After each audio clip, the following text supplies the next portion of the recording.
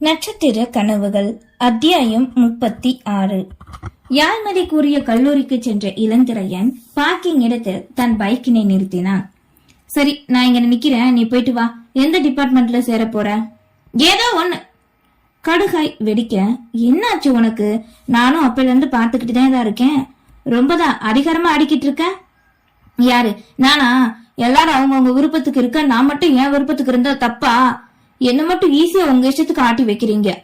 நீங்க சொன்னா அதை நான் செய்யணுமா? தந்தையின் மீது இருந்த கோபத்தில் உரிமையாய் அவன் இதற்கு காரணமே இல்லை என தெரிந்தும் வெடித்தாள். எதுக்காக இப்படி பொடி வச்சு பேசுறது போல பேசுறா? குழம்பிக் கொண்டு இலா நிற்க கீழே விழுந்த தன் கோப்பினை எடுத்துக்கொண்டு வேண்டா வெறுப்பாக சென்றாள் யாழ்மதி. தூரத்தில் அவள் சென்ற பின்னே யோசித்த இளந்திரையனுக்கு, அவளுக்கு இந்த காலேஜ் பிடிக்கலையா, இல்ல படிக்க விருப்பம் இல்லையா, என்ன பிரச்சனையா இருக்கும்? அவள் கூறியதற்கான அர்த்தம் என்ன? யோசித்தவனோ அவளின் பின்னே வேகமாய் சென்றான். அட்மிஷன் போட வந்தவர்களோடு அவளும் சென்று நிற்க சிறிது நேரம் கழித்து அவளின் பின்னே நின்றான். மதி, உனக்கு இந்த காலேஜ் பிடிக்கலையா? மறுபடியுமா? எரிச்சல் உற்றவளோ, இப்ப என்ன மாமா, எதுக்கு வந்ததுல இருந்து தொணக்கிட்டு உசுர வாங்குற? சுற்றி ஆள் இருக்கிறார்கள் என தெரிந்தும் உணராது கத்தவே அவள் கரம் பற்றி தனியே அழைத்து வந்தான். என்னதாண்டி பிரச்சனை உனக்கு? மாமா அத்தை எதுவும் சொன்னாங்களா? எதுக்கு உர்றாங்கொட்டா மாதிரி மூஞ்ச வச்சுக்கிட்டு இருக்க? சொன்னாப்ல நீ என்ன தீத்தா வைக்க போற? விடு மாமா, அட்மிஷன் போட லேட் ஆகுது, அப்புறம் இதுவும் எனக்கு கிடைக்காம போக போகுது. இதுவரை சண்டையிட்டு வெடித்தவளோ வாடிய முகமோடு தாண்டி செல்ல முயல அந்த முகம் அவனை என்னவோ செய்தது. நொடியில் அவள் கரம் பற்றி தடுத்தவனோ, சொல்லு, நான் உனக்கு நிச்சயம் உதவி பண்றேன், இப்படி இருக்காத, பார்க்க சகிக்கல. சிறு வயதிலிருந்தே தன்னிடம் வம்பு பேசி சீண்டி விளையாடினாலும் தனக்கு வேண்டியதை சரியாக செய்யும் இலாவின் மீது அந்த நொடி நம்பிக்கை வந்தது. மாமா, எனக்கு ஆர்ட்ஸ் படிக்க விருப்பம் இல்ல, அப்பாதான் என்ன கம்பல் பண்ணாரு படிக்க சொல்லி. இதுல சேர்ந்தா கூட எனக்கு விருப்பம் இல்லாம நிம்மதியா படிக்க முடியுமா சொல்லு? ஆனா வீட்டுல யாருமே, என் அக்கா கூட புரிஞ்சுக்க மாட்டேங்க. அப்ப என்ன படிக்கணும்னு நினைக்கிற? மாமா உன் ஆசைய வேண்டான்னு சொன்னாரா? நம்பவே முடியலையே, அவரோட செல்ல பொண்ணாச்சே நீ. அதெல்லாம் செல்லணும்னு வாய்க்குத்தான் சொல்லுதுக. எத்தனை தடவை கேட்டு கெஞ்சி பார்த்துட்டேன் தெரியுமா? ஆனா எதுவும் முடியல. எனக்கு அக்ரிகல்ச்சர் தான் படிக்கணும், அதுக்காக ரொம்ப ப்ரிப்பேர் பண்ணி வச்சிருக்கேன். ஆனா அப்ப விட மாட்டிக்காரு. விலைகள் கலங்கர் துடிக்க கவலையோடு கூறினாள். எதுக்காக மாமா விட மாட்டிக்காரு? நல்ல படிப்பு தானே, வருங்காலத்துல இதுக்கு மதிப்பு கூட இருக்கே, அரசாங்க வேலை கூட கிடைக்குமே. உனக்கு தெரியுது, அப்பாக்கு தெரியுது, ஆனா விட மாட்டிக்காரு. தூரம்னு சொல்லி வேண்டான்னு மறுக்கிறாரு. நேத்து கூட நான் கேட்டேன், முடிவா இருக்காரு என தான் படிக்க நினைத்ததை அதற்கு தயார் செய்தது அனைத்தையுமே கூறினாள். யாழ்மதியின் கரங்களை பற்றி கொண்டு, சரி விடு, வா வீட்டுக்கு போகலாம், நான் மாமா கிட்ட பேசுறேன். ஆறுதலாய் கூற, நிஜமாவா? அப்பா சரின்னு சொல்லிருவாரா? மாமா, எனக்கு அந்த படிப்பு தான் ரொம்ப பிடிக்கும் என்று ஆர்வமோடு விரிந்த மலராய் ஆர்ப்பரித்து வாயோயாது பேச மறுபடியும் தன் பைக்கிலே அழைத்து சென்றான். முதல்ல சொல்லியிருந்தா வரது மிச்சமாயிருக்குல்லடி. எனக்கு என்ன தெரியும் நீ உதவி பண்ண வருவேன்னு? தேவா மாமா தான் வர்றேன்னு அப்பா சொன்னாரு, நல்ல வேலை நீ வந்த. சோ கியூட் மாமா நீ என கொஞ்சியவளோ அவனின் தோள்பட்டையை கை வைத்து ஆட்ட, அடியே விழுந்து தொலைய போறோம் ரெண்டு பேரும். அப்புறம் அக்ரிகல்ச்சர் படிக்க போக மாட்டா, ஹாஸ்பிட்டல்ல படுக்கத்தான் போவ. ஆடுகாலியே. யாரு? நானா ஆடுகாலி? போடா எருமை.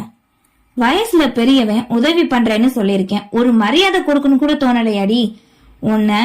உனக்கெல்லாம் உதவி பண்ண முடியாது, பொடி. ஐயோ மாமா மாமா, சாரி சாரி என் செல்லம்ல, பிளீஸ் மாமா. கொஞ்சம் சரி சரி போதும். இப்பதான் உனக்கு உதவி பண்ண போற மாதிரி நீ எனக்கு ஒரு உதவி பண்ணணும். நானா? என்ன மாமா? என் அப்பன், அதாவது உன் மாமன் கிட்ட சொல்லி எனக்கு ஒரு பைக் வாங்கி தர சொல்லு. அதான் வீட்டுல 3 இருக்கு, இங்க இல்ல. இனி நான் வேலை பார்க்க போற இடத்துல கேம்பஸ் இன்டர்வியூ அட்டென்ட் பண்ணிருக்கேன், வேலை கிடைச்சா பைக் வேணும். உன் மாமா அதுக்கு ரங்க ராட்னா ஆடுவாரு, அதனால நீ ஒழுங்கா கேட்டு வாங்கி கொடுக்கற எனக்கு. அதுக்கு என்ன, நான் சொன்ன அம்புட்டு சொத்தையும் உன் பேர்ல எழுதி வைக்கும் மாமா. அத பின்னாடி பாத்துக்குவோம், இப்ப வேண்டாம், இத மட்டும் நீ செய் என கூற அவளும் சரியென்க பின் படிப்பினை பற்றி பேசவென்று நேரம் செல்ல வீடு வந்து சேர்ந்தனர். சென்ற 2 மணி நேரத்திலே வந்துவிட மகளை விசித்திரமாக கண்டார் மகாலட்சுமி. காரணம், அவளின் முகத்தில் இருக்கும் மலர்ச்சி. வா மாமா, அப்பா மதியத்துக்கு சாப்பாட்டுக்கு வீட்டுக்கு வந்திருப்பாரு, நீ இப்பவே பேசு வா என கூறி கையோடு அவனையும் வீட்டுக்குள் அழைத்து வந்தாள். தங்கப்பாண்டியோ இன்னும் வீட்டுக்கு வராது போக, பிறகு வருகிறேன் என கூறி செல்ல முயன்ற இளந்திரையனை விடாது பிடித்து வைத்துக் கொண்டாள். பின் அத்தையின் கைவண்ணத்தால் மணக்க மணக்க நீண்ட நாட்களுக்கு பின் அவரின் சமையலை வியந்து பாராட்டி உண்டு முடிக்க வீட்டுக்குள் நுழைந்தார் தங்கப்பாண்டி. அடடா, அதுக்குள்ள 2 பேரும் போயிட்டு வந்துட்டீங்களா? என்னம்மா, பணம் எவ்வளவு சரியா போச்சா? எப்போ வந்த? மகளிடம் கேட்க அவளோ இளந்திரையனை கண்டாள். மாமா, மதி அந்த காலேஜ்ல சேரல. ஏன்? எதுக்கு? இவளோட மார்க் அதிகமா இருக்கு, அதான். என்னாச்சு மாமா? எப்பவும் இவளுக்கு விருப்பப்பட்டதை செய்ய விடுற நீங்க இந்த விஷயத்துல மட்டும் எதுக்கு பிடிவாதம் பண்றீங்க? நான் சின்ன பையன் தான், இல்லன்னு சொல்லல. ஆனா எனக்கு கொஞ்சமாவது தெரியும், இது யாழ்மதியோட படிப்பு மட்டும் இல்ல, இவளோட வருங்காலமும் தான். நீங்க இவளை பத்தி கவலைப்படுறது புரியுது. ஆனா இப்படியே கைக்குள்ள வச்சுக்கிட்டா வெளி உலகம் எப்படி தெரிஞ்சுக்கிறது? இவ சின்ன பொண்ணு இல்ல மாமா, லாங் டிராவல் ஒத்துக்காது அவளுக்கு, அதுவும் எனக்கு தெரியும். ஆனா 2-3 தடவை வந்துட்டு போனா எல்லாம் சரியாயிடும். இவளால இவளை சமாளிக்க முடியும் மாமா. இப்ப மட்டும் நீங்க விருப்பப்பட்டத இவளுக்கு படிக்க வைக்கல அப்படின்னா ஒரு நன்மையும் கிடைக்காது. அதே இவ விருப்பப்பட்டதை படிச்சா ஒரு நல்ல வருங்காலம் இருக்குல்ல. நீங்க இத சாதாரண படிப்பா நினைக்காதீங்க மாமா. சொல்ல போனா நான் சயின்ஸ் குரூப் எடுத்திருந்தாலே நிச்சயமா இதத்தான் படிச்சிருப்பேன். நீங்க கவலைப்படாம சரின்னு சொல்லுங்க மாமா. நானே இவளுக்கு தேவையான எல்லாம் பண்ணி உங்களுக்கு தொந்தரவே இல்லாம சேர்த்து விடுறேன். ஹாஸ்டல் பத்தி நீங்க கவலைப்படாதீங்க. என் ஃப்ரெண்டோட அக்கா இவ சொல்ற அதே காலேஜ்ல தான் ஹாஸ்டல்ல தங்கிதான் படிக்கிறாங்க.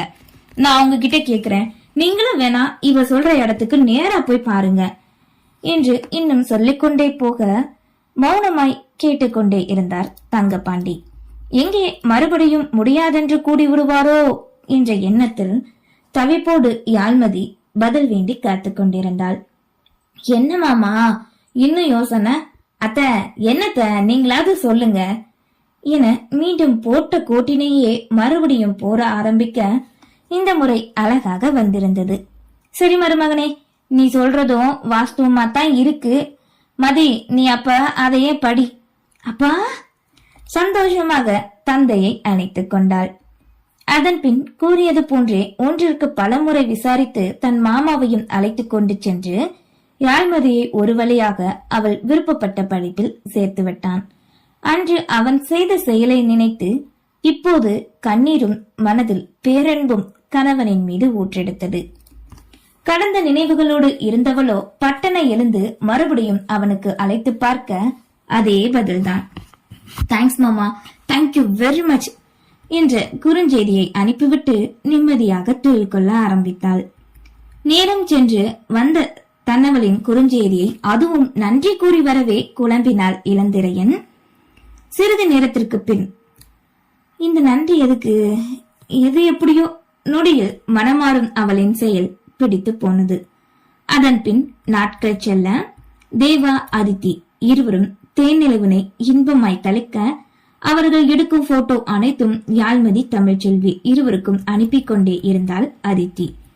யாழ்மதிக்கு அதனை கண்டு சந்தோஷம் இருந்தாலும் ஏனோ ஒரு வெறுமை தன்னிடம் சூழ்ந்து கொண்டதை போல் உணர்ந்தாள். இப்படியே 4 நாட்களுக்கு மேல் கடந்திருக்க பெரிய வீட்டின் மருமகளுக்கு வளகாப்பு என்ற செய்தி பரவ ஆரம்பித்தது.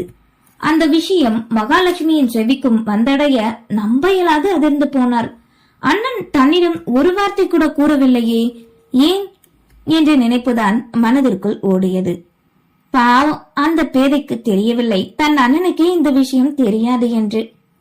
ஒரே ஊரில் இருப்பதால் நீலகண்டனின் குடும்பத்தில் நடக்கும் செயல்கள் எளிதாக மகாலட்சுமியின் செவிக்கு வந்து சேர்ந்துவிடும். அப்படித்தான் அந்த செய்தியும் வந்து சேர்ந்தது.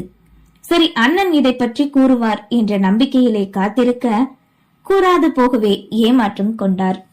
இரவில் கணவரிடம் கூட புலம்பி தவிர்த்தார். யாழ்மதியும் வேலைக்கு வர போகவென்று இருக்க பிறந்தகத்திற்கு வர நேரமில்லாது போனது. தேவகிருஷ்ணன் அதித்தி இருவரும் இதை எதையும் அறியாது தேனிரவு கொண்டாட்டத்திலும் வரவேற்புக்கு தயாராகுவதிலும் மும்முரமாக பம்பரமாக நாட்களை கழித்து சுழற்றிக் கொண்டிருந்தனர். இதில் இளையராணியின் நிலைமைதான் ஊஞ்சலாடி கொண்டிருந்தது. லேண்ட்லைனின் ஒரே ஒரு முறை மட்டும்தான் கணவரிடம் பேசினாள். தன் கைபேசி எடுக்காததற்கு காரணம் மட்டும் என்னவென்று கூறினாள். மனதில் இருப்பதை கூற நினைத்தால் அவளையே சுற்றி சுற்றி வந்த மாமியாரின் முன் ஒன்றும் செய்ய முடியாது தவித்தித்தான் திண்டாடினாள். என்றுதான் இவர்கள் அனைவரின் வாழ்க்கைக்கும் வசந்த பூக்கள் மலரும்? விதியின் செயல் என்னவாக இருக்கும்? நன்றி.